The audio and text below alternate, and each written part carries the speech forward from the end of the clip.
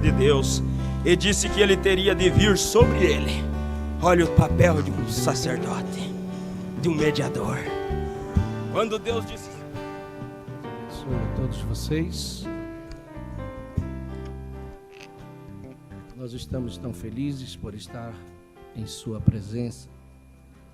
E este momento é um momento tão sublime e maravilhoso. Então nós vamos receber a palavra do Senhor aos nossos corações. Você quer se alimentar agora da palavra? Pastor Darcy está conosco, Chapecó. Sua esposa está ali, Ana Cristina. Faça assim com a mão. Para nós é uma alegria recebê-los mais uma vez aqui conosco. Ele é um precioso irmão, um amigo do peito. Fomos consagrados juntos ao ministério no mesmo dia. Então temos umas afinidades, eu e ele. Então, sempre que ele está querendo tirar umas férias ou uns descansos, ele vem para cá. Mas a gente não pode deixar ele descansar muito, né? Ele também não vai se cansar muito hoje. Mas é um homem de Deus. Deus tem usado ele poderosamente ao lado do pastor Febrônio, em Chapecó. E ele está conosco esses dias. Vocês querem recebê-lo com alegria, sua esposa, sua família, seu pequeno filho Abner? Diga para ele assim: Deus os abençoe, em nome do Senhor Jesus. Então vamos receber a palavra do Senhor através do nosso irmão. E a gente canta: somente crer, somente crer,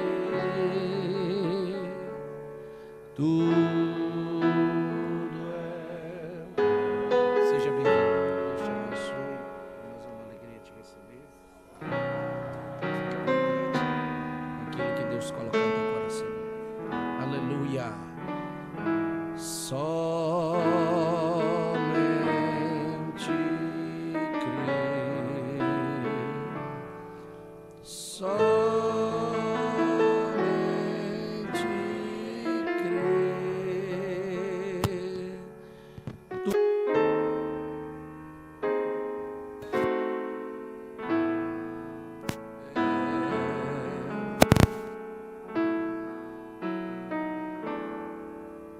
E crer. Você canta que você crê. Diga assim: creio, Senhor. Nós cremos, Senhor, em sua palavra. Isso é verdade. Creio, Senhor. Tudo é possível. Creio, Senhor. Então você não teme nada, nada a temer. Nada temer, nada temer. Tudo é possível, somente crer. Pai Celestial, Deus Todo-Poderoso, nós confessamos que cremos. O Senhor foi quem nos deu fé para crer na Tua palavra. Pai querido, te agradecemos por aquele sacrifício, aquele dia no Calvário, quando o Senhor não teve sua vida por preciosa, mas a entregou por nós. E através daquela obra gloriosa que foi consumada ali na cruz, nós podemos vir diante do Teu trono de misericórdia, fazendo confissão, com a nossa mão posta sobre este cordeiro. Lembramos, Senhor, que Tu és a nossa expiação. Abençoa, Pai, a palavra. Permita que eu possa transmitir aquilo que o Senhor tem para os Teus filhos, para o Teu corpo, que está congregado aqui neste entardecer. Tira-me da frente, Pai, e que Teu Espírito possa nos liderar e nos abençoar de uma maneira especial. É a minha oração no nome de Jesus. Amém, Senhor, e amém. Deus continua abençoando, irmãos. Mais uma vez, estamos aqui pela graça de Deus. Vivemos pela graça, né? De nós mesmos não somos nada, mas Ele tem nos sustentado. Agradeço a Deus sempre pela boa recepção e pela pessoa do pastor Jorge. E eu quero dizer que eu faço parte dessa família.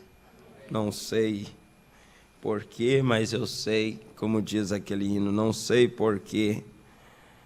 De Deus o amor a mim se revelou, mas eu sou agradecido por o amor de Deus ter se revelado a nós. Deus continua abençoando. Eu quero aproveitar para nós já entrar na palavra, não tomar muito tempo, transmitir algo que veio ao meu coração. Espero que sirva de ajuda para os irmãos. Vamos abrir a Bíblia em Hebreus.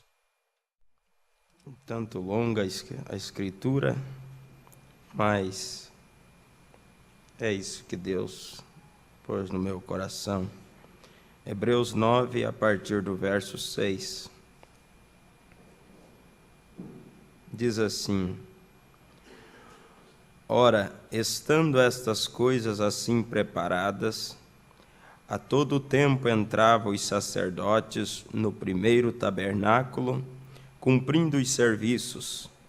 Mas no segundo, só o sumo sacerdote, uma vez no ano, não sem sangue, que oferecia por si mesmo e pelas culpas do povo, dando nisso a entender o Espírito Santo que ainda o caminho do santuário não estava descoberto, enquanto se conservava em pé o primeiro tabernáculo, que é uma alegoria para o tempo presente, em que se oferecem dons e sacrifícios que, quanto à consciência, não podem aperfeiçoar aquele que faz o serviço, consistindo somente em manjares e bebidas e várias abluções e justificações da carne, impostas até o tempo da correção.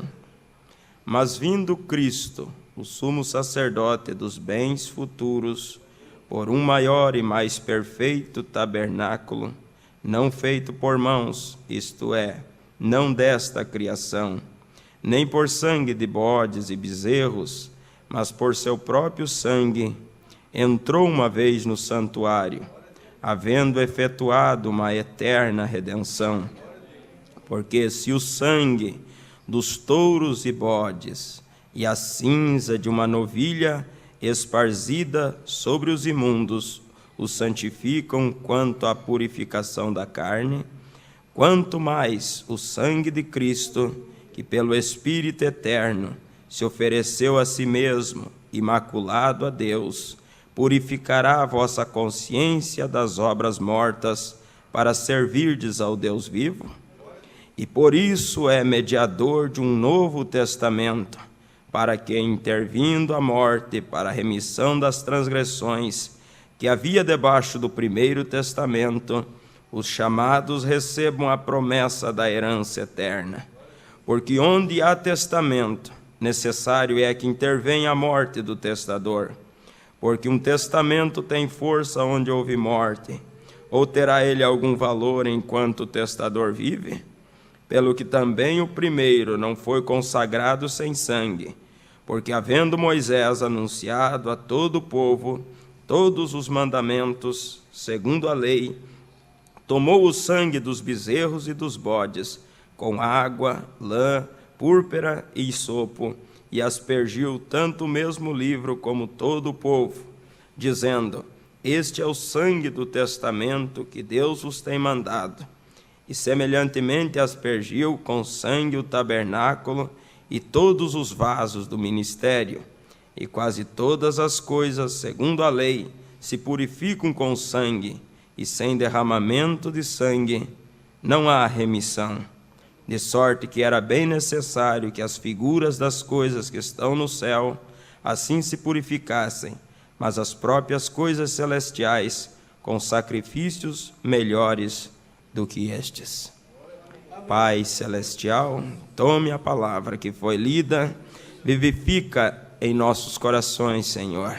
Me unja, Pai, a minha mente, o meu coração, meus lábios, e unja os corações dos teus filhos para receber. Que nós possa, Senhor, reavivar isso em nossos corações, lembrando do valor do Calvário. Em nome de Jesus. Amém. Podeis assentar, irmãos. Eu quero falar um pouquinho, com a graça de Deus. Se fosse dar um tema para a nossa meditação, daria esse: Cristo, o nosso sacerdote. Cristo, o nosso sacerdote. Nós vemos, irmãos, na leitura onde lemos, que ali no primeiro tabernáculo, toda vez os sacerdotes estavam cumprindo os serviços, e o sumo sacerdote, uma vez no ano, entrava diante da presença de Deus. Ele não podia oferecer sacrifício, ele não podia entrar ali naquele lugar santo se não tivesse sangue nas mãos. E ele tinha que entrar ali para oferecer sacrifício por si mesmo e pelas culpas do povo. Porque o papel de um sacerdote nós vemos que, se nós olharmos o papel de um sacerdote, o sacerdote era um mediador entre Deus e o povo, oferecendo sacrifício e orando em seu favor. Então, o sacerdote, ele era um mediador entre Deus e o povo. O povo não tinha condição de ir diretamente, mas tinha o sacerdote que o representava na presença de Deus. Então, ele era um mediador. E esses sacerdotes, eles apontavam para Cristo. Nós sabemos disso. Eles apontavam para Cristo, o nosso sumo sacerdote. E a Bíblia diz em 1 Timóteo 2,5 que há só um Deus e um só mediador entre Deus e os homens, Jesus Cristo, homem. Por isso, Jesus, ele é o nosso mediador. Deus se fez carne na pessoa de Jesus Cristo para que ele pudesse realizar a obra de um parente. Ele foi feito carne para que ele pudesse te conhecer, me conhecer. Nos conhecendo, ele tem condição de se compadecer de nós. A Bíblia diz que temos um sumo sacerdote que pode se compadecer das nossas necessidades. Temos um sumo sacerdote. Por isso, ele sabe nos compreender. Ele nos compreende. Mombrana diz que quando seu irmão Eduardo ele cometeu algumas coisas, falhou, fracassou. E ele disse: Billy, quando eu partir dessa vida, eu quero que tu cante aquele hino, Deus me compreende, eu sei. E aí o profeta diz que ele morreu cedo. E ele diz na mensagem Dia das Mães: eu creio que quando eu chegar do outro lado, meu irmão Eduardo virá ao meu encontro dizendo: ele me compreendeu. Ele me compreendeu. Porque ele é um sumo sacerdote que pode se compadecer das nossas necessidades. Então esse era o trabalho, esse era o papel de um sacerdote. Mas a Bíblia diz em Hebreus 7, eu quero ser bem objetivo, irmãos, quero falar, não vou pregar, mas compartilhar com os irmãos algo que vocês já sabem, relembrar. Hebreus capítulo 7, verso 23, diz assim: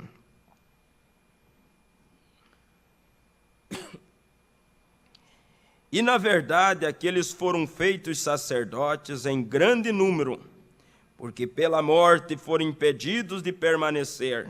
Mas este, porque permanece eternamente, tem um sacerdócio perpétuo. Portanto, pode também salvar perfeitamente os que por ele se chegam a Deus, vivendo sempre para interceder por eles.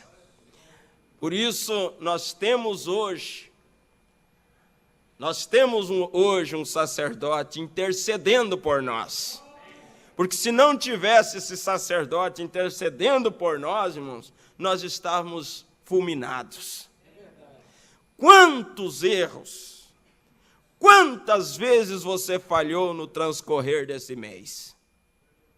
Quantas vezes você falhou no transcorrer desse dia? E o profeta disse que toda vez que nós falhamos, sobe como uma fumaça negra para a presença de Deus. E se não houvesse mais sangue, nós simplesmente teríamos, os nossos pecados iam direto à presença de Deus. Ele diz: mas o sangue de Cristo está como um arco-íris, protegendo a terra da ira de Deus vir sobre esse mundo.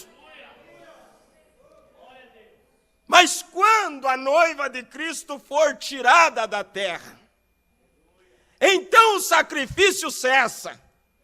Então não haverá mais sangue, mas enquanto houver filhos e filhas de Deus aqui na terra, o sangue de Jesus fala em nosso favor.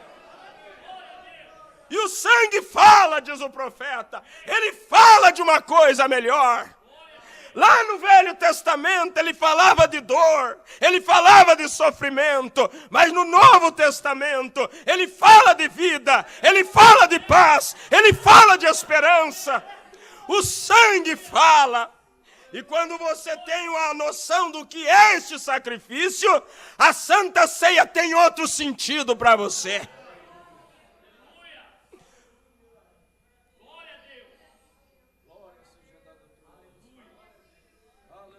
Porque nos convinha tal sumo sacerdote, santo, inocente, imaculado, separado dos pecadores e feito mais sublime do que os céus, que não necessitasse, como os sumos sacerdotes, de oferecer cada dia sacrifícios, primeiramente por seus próprios pecados. Lá no Velho Testamento, aqueles sacerdotes, diariamente eles tinham que oferecer sacrifício. Primeiro pelos seus próprios pecados, depois pelo pecado do povo. Mas vindo Cristo, de uma vez por todas, ele ofereceu um sacrifício, uma única vez. E esse sacrifício fala, esse sacrifício permanece vivo. Nós olhamos, irmãos, para aqueles adoradores que todo ano eles tomavam um cordeirinho, um cordeiro sem mácula, um cordeiro sem defeito, um cordeiro sem mancha, Não podia ser um cordeiro sarnento, não podia ter uma perna quebrada, tinha que ser um cordeiro perfeito. E aquele adorador israelita tomava aquele animal, levava para o templo, para oferecer em sacrifício pelos seus pecados. E o profeta diz que quando ele colocava aquele cordeiro sobre o altar do sacrifício, ele colocava suas mãos sobre aquele animalzinho, e na sua mente vinha todos os pensamentos de pecado que ele tinha cometido, todas as lembranças. E aquele sacerdote com a pedra afiada, ele começava a cortar a veia jugular daquele animalzinho, a garganta daquele animal. O sangue começava a esguichar, banhando aquela lã branca, enquanto o adorador punha com as suas mãos postas sobre aquele cordeiro, confessando seus pecados, dizendo: ele está morrendo por causa que eu menti, ele está morrendo porque eu cometi adultério, ele está morrendo porque eu roubei, ele está morrendo por meus pecados, o inocente morrendo pelos culpados. Depois que ele oferecia sacrifício, o sangue era derramado, aquele adorador voltava para casa. Mas o sangue daquele animal somente cobria o pecado daquele homem. Ele voltava com o mesmo desejo de pecar. No próximo ano ele estava ali com outro cordeiro, oferecendo em sacrifício. Mas aquele cordeiro apontava para um cordeiro. Aquele cordeiro apontava para um cordeiro, sem mácula, sem defeito. E quando João estava junto ao Rio Jordão, lá vem um homem sem aparência, sem paz, sem formosura. A Bíblia diz: olhando nós para ele, nenhuma beleza víamos para que o desejasse. Esse cordeiro foi levado para Pilatos, diante de Pilatos. Pilatos olhou e disse: não vejo nenhuma culpa nesse homem. Ali estava o cordeiro perfeito. João apontou seu dedo de profeta e disse: eis aí o cordeiro de Deus que tira o pecado do mundo. Mas para esse cordeiro, para que nós pudéssemos, irmãos, ter uma consciência limpa, tranquila, este cordeiro precisava subir as ruas de Jerusalém, em direção ao Gólgota, e lá foi ele arrastando uma cruz, e então ele foi crucificado, e as últimas palavras que esse cordeiro falou foi: Pai, tudo está consumado, em tuas mãos eu entrego o meu espírito. Uma vez, irmãos, entrar além do véu era morte, mas hoje não entrar é morte. A Bíblia diz: e o véu do templo rasgou-se de alto a baixo, mostrando que a salvação veio de Deus para o homem. Através de Cristo nós somos salvos. E ainda ele continua apresentando o seu sangue. Olha que coisa gloriosa que diz o profeta na mensagem e revelação de Jesus Cristo. Não tem jeito de crer que não existe mais sangue. Se não existisse sangue, o que seria de nós? O que seria deste mundo? Quando não houver mais sangue, então não haverá mais misericórdia. Então esse mundo sofrerá o juízo de Deus. Mas enquanto houver uma semente eleita, o sangue fala. Revelação de Jesus Cristo. Apocalipse capítulo 15, verso 3 diz: e cantava um cântico de Moisés, servo de Deus, e o cântico do Cordeiro, dizendo: grandes e maravilhosas são as tuas obras, Senhor Deus Todo-Poderoso. Justos e verdadeiros são os teus caminhos, ó Rei dos santos. Você vê isto? O Cordeiro, o sumo sacerdote, tendo seu sangue nas mãos como expiação no propiciatório por nossos pecados, é o Senhor Deus Todo-Poderoso. Esse é o seu atual ofício. Isso é o que Ele está fazendo agora. Esse é seu atual ofício. Isso é o que Ele está fazendo agora. O que é que Ele está fazendo, pregador? Ele está fazendo algo por mim. Ele está fazendo intercessão por mim. Ele está apresentando o seu sangue em minha defesa. O sangue dele fala. Fala uma coisa melhor.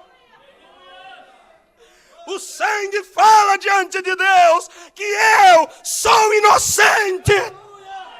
Romanos capítulo 8. Portanto, nenhuma condenação há para aqueles que estão em Cristo. Aleluia! Aleluia!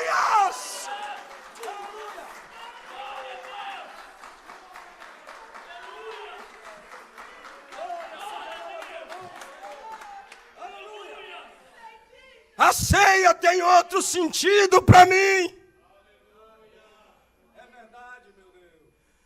A ceia não é apenas algo tradicional. Ela faz nós lembrar daquele dia no Calvário, quando o Cordeiro foi imolado e a dívida foi paga, a carta de euforia foi rasgada. Aleluias! Aleluias! O irmão Brana disse, por anos, o diabo tentou tirar todos os hinos do inário que fala de sangue. É verdade. Mas não vai conseguir.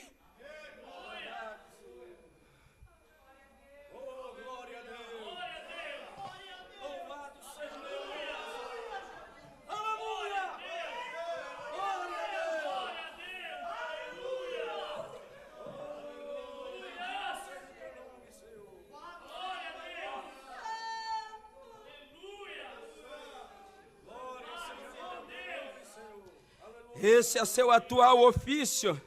Isso é o que Ele está fazendo agora, apresentando o seu sangue em defesa de nossos pecados. Mas um dia, esse cordeiro se tornará o leão da tribo de Judá.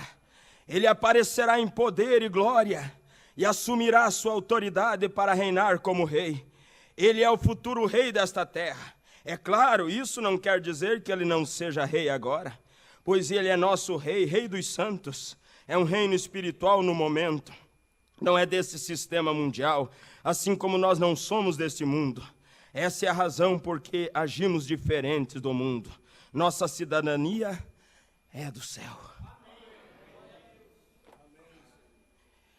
Então vejamos, o que é o papel de um sacerdote? É o papel de um mediador. Na mensagem Parado na Brecha, você vai ver... Parágrafo 38, o profeta diz assim: deste tempo que estamos falando, ou lendo, naturalmente, todos nós entendemos que isto aconteceu quando Datã, se referindo a Números 16, Coré, tinham decidido que eles interfeririam com a comissão que Deus havia dado a Moisés, dizendo: você deve deixar toda a congregação fazer tal e tal. Eles todos são santos. Deus tinha ordenado a Moisés dirigir o povo à terra prometida, e eles disseram: tu tomas isso sobre ti mesmo, a responsabilidade de fazer demais, tu tratando de fazer a ti mesmo o único no grupo que tem autoridade. E isto desagradou a Deus de tal maneira que ele disse a Moisés: separa-te do meio deles, eu simplesmente matarei todo o grupo, começarei uma nova geração contigo. Moisés caiu na presença de Deus e disse que ele teria de vir sobre ele. Olha o papel de um sacerdote, de um mediador.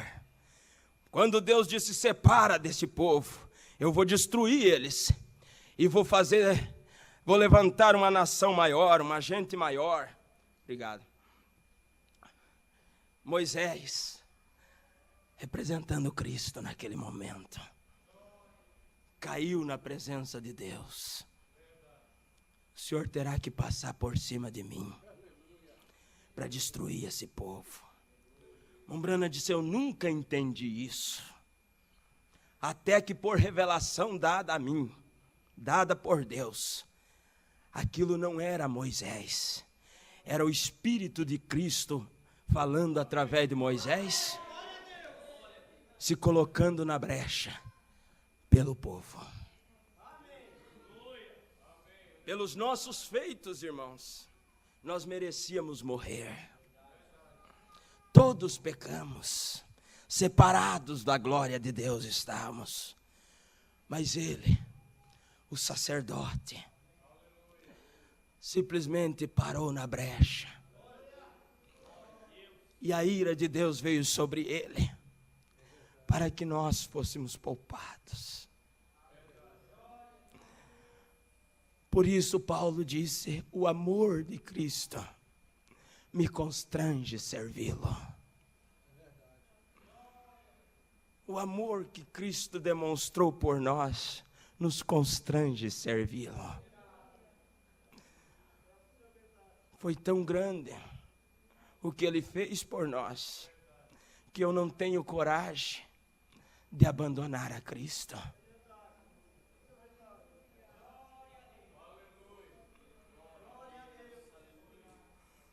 Agora hoje, se Deus fosse liquidar as pessoas e houvesse um tempo, quando Deus tivesse ficado cansado de tratar com nossos pecados, nós constantemente indo errado, quem se colocaria como Moisés, hoje a favor das pessoas? Onde encontraríamos uma pessoa que defendesse ou pudesse defender o que Deus, ou que Deus aceitasse, como ele fez com Moisés?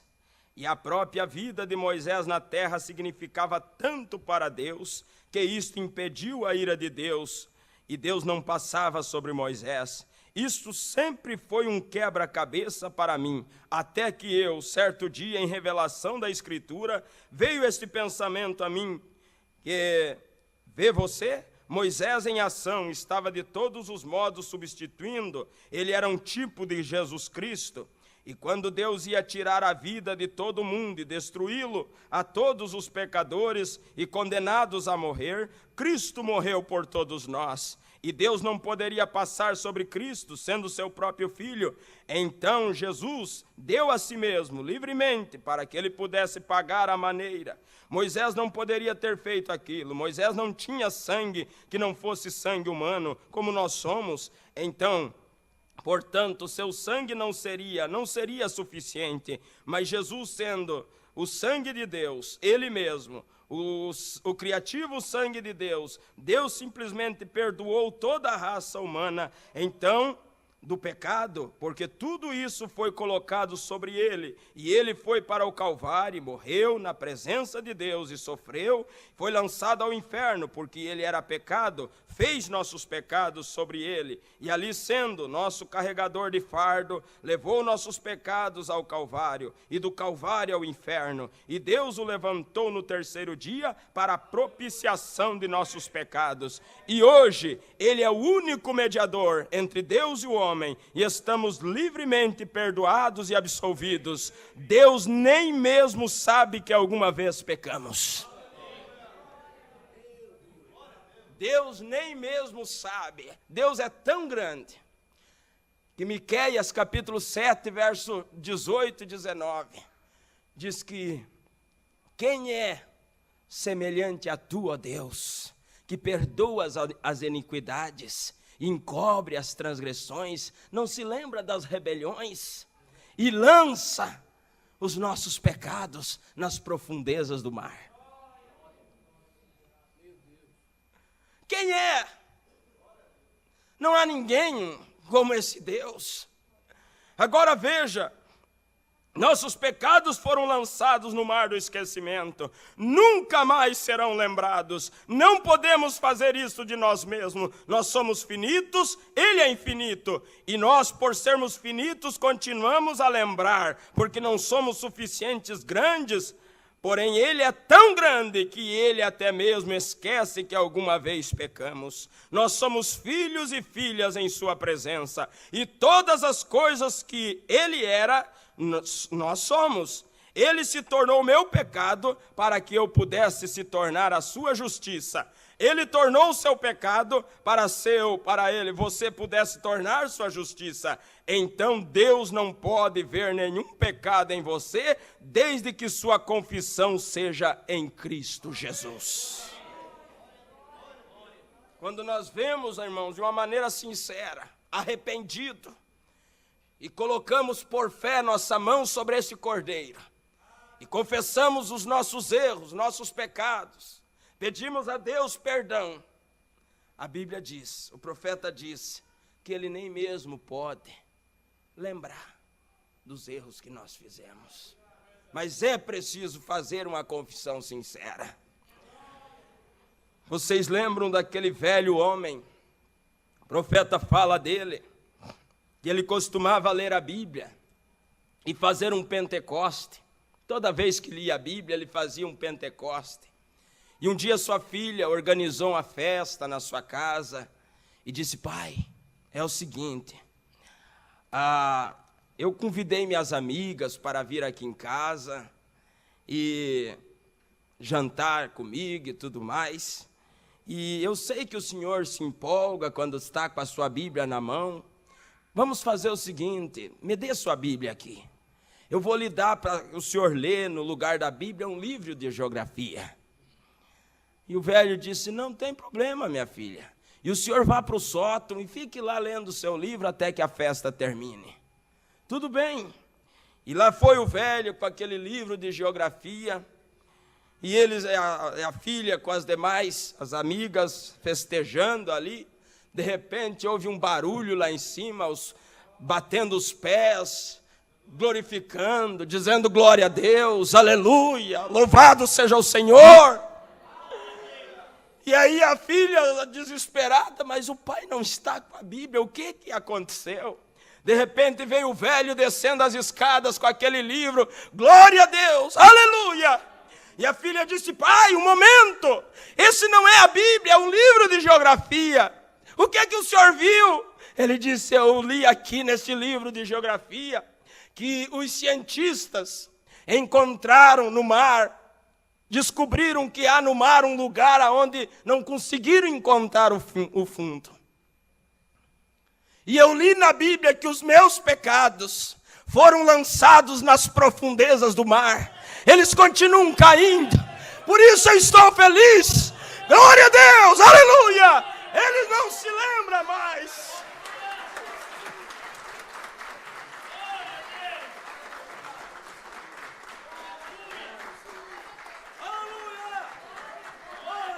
Não é de se admirar, irmãos. Vivendo, Ele me amou. Morrendo, Ele me salvou. Sepultado, Ele levou meus pecados para longe. Ressuscitado, Ele me vivificou. Um dia Ele virá. Que dia glorioso será esse? Terminando, diz o profeta na mensagem: vivendo, morrendo, sepultado, ressuscitando e vindo. Ele diz, se referindo a Levítico 16, quando ali nos fala a respeito daqueles dois bodes, o bode emissário e o bode expiatório. E esses bodes, eles representavam também Cristo. É algo glorioso saber que a Bíblia, desde Gênesis até Apocalipse, aponta-nos Cristo. Fala do sacrifício, fala do sangue. Não tem como você ler a Bíblia e não encontrar um ponto que aponta para o sacrifício.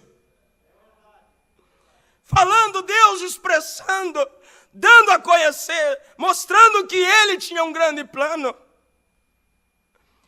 Ele estava também neste sepultamento. Ele representou no Antigo Testamento. Eles tinham dois. Eles tinham a oferta pelo pecado na purificação do santuário.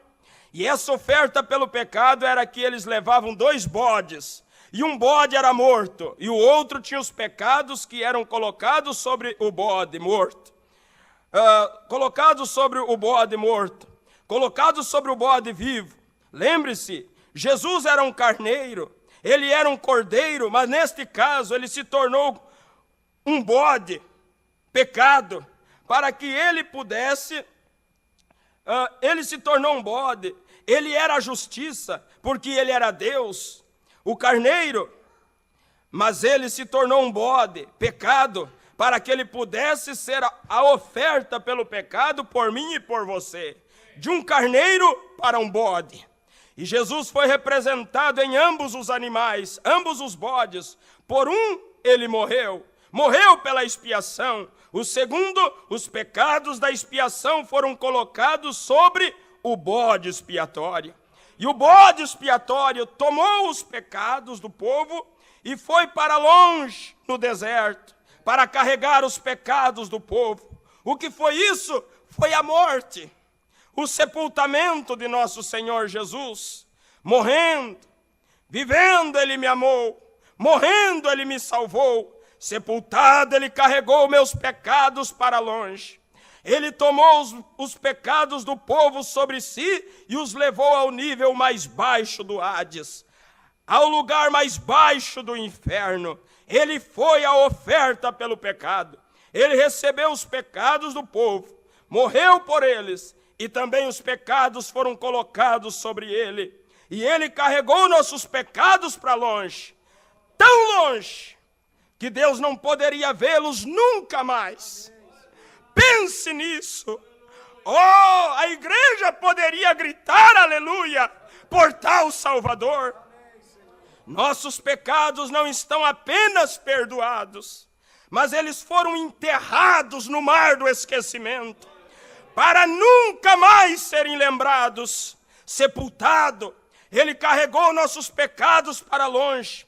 Eles não mais poderão ser lembrados, pois se foram, eles estão fora do olhar de Deus, estão paralisados, estão divorciados, estão repudiados. Deus não se lembra deles mais. Como a igreja deveria regozijar nesta manhã, podíamos dizer nesta tarde, por saber que nossos pecados não mais serão lembrados. Eles estão colocados no mar do esquecimento, na sepultura, fora de qualquer ressurreição. Eles estão mortos e esquecidos para sempre. Eles são como se nunca tivessem acontecido.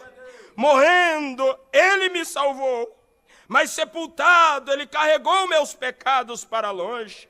Ele os transportou para tão longe que eles foram para o mar do esquecimento. Oh, nós sabemos que essas coisas são com toda a certeza crida entre nós, e elas são com toda a certeza a verdade. Elas são a verdade de Deus. Todas essas grandes coisas estavam além da expressão humana. Nós nunca poderíamos expressar nossa gratidão por tais coisas.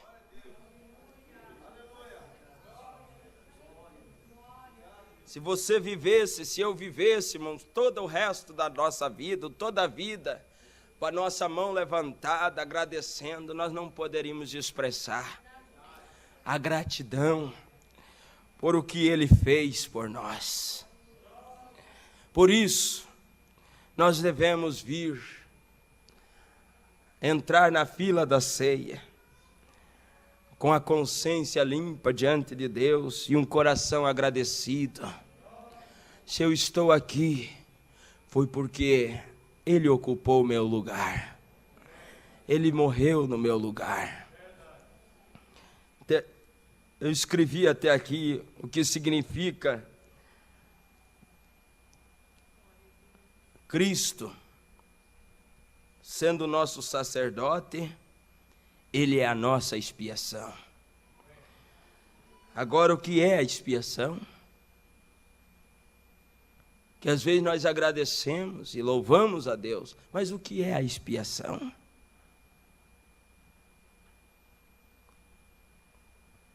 A expiação é o perdão dos pecados. Daqueles que se arrependem deles. A expiação é o perdão do pecado, dos pecados, daqueles que se arrependem deles e os confessam, acompanhado de reconciliação com Deus através do sacrifício de uma vítima inocente No Antigo Testamento, a vítima era um animal, figura e símbolo do Cristo crucificado. Isso é o que significa a palavra expiação. E através de Cristo, nossa expiação, nós fomos reconciliados. De longe, fomos trazidos para perto. E podemos, nessa noite, ter comunhão com Ele. E Ele diz, a Bíblia diz, fazer isto. O quê? Comer o pão, beber o vinho. Façam isso em memória de mim. Lembrando, aqueles adoradores, primeiramente eles subiam com o coração apertado, escolhiam o melhor cordeiro de todos, para levar e oferecer em sacrifício. Mas à medida que o tempo foi passando, eles foram se acostumando com isso. E ele já tomava os sarmentos, os quebrados, os refugos para oferecer em sacrifício ao Senhor. E em Isaías, nós encontramos Deus reclamando e dizendo: quem é que pediu para que vocês oferecessem sacrifícios? Trazendo os cegos, os aleijados. Deus não aceitava aquilo. Deus não aceita nada, irmãos, se não for de coração. Nós nunca podemos encarar a ceia como uma tradição. A ceia, ela é ministrada em memória dele.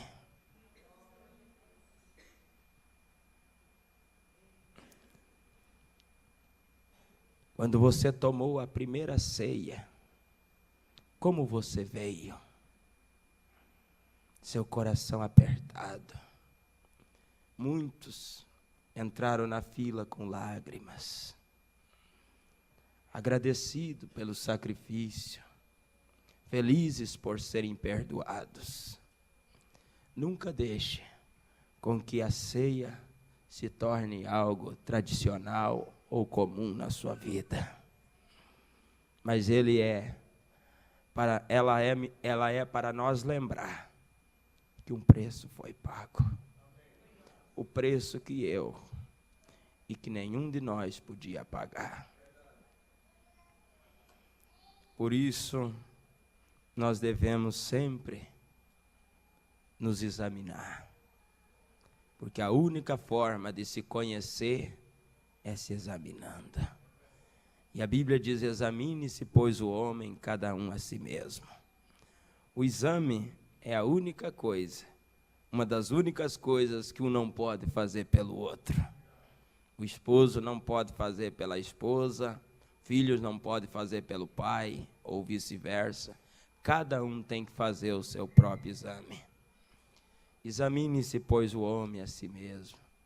Lembre-se, quando muitas vezes o diabo, ele quer te afastar da ceia, acusando você de falhas, pecados, que você já confessou, com a mão de fé sobre o Cordeiro, você se arrependeu e confessou seus pecados. Mas o diabo, ele tenta fazer você, ele tenta te acusar, ele tenta fazer com que você lembre dessas falhas e traz para você a sensação que você não foi perdoado. Mas quando nós confessamos, fizemos uma confissão sincera, é o que diz o profeta, é como se você nunca tivesse feito aquilo, como se você nunca tivesse feito aquele erro. Por isso, ele é o nosso sacerdote. Aquele sumo sacerdote ia com sangue diante dele. E nós temos o sumo sacerdote que está apresentando o sangue, seu sangue, em sua e em minha, em nossa defesa. Deus os abençoe. isso que Deus tinha colocado em meu coração, que Deus possa ampliar e ajudar.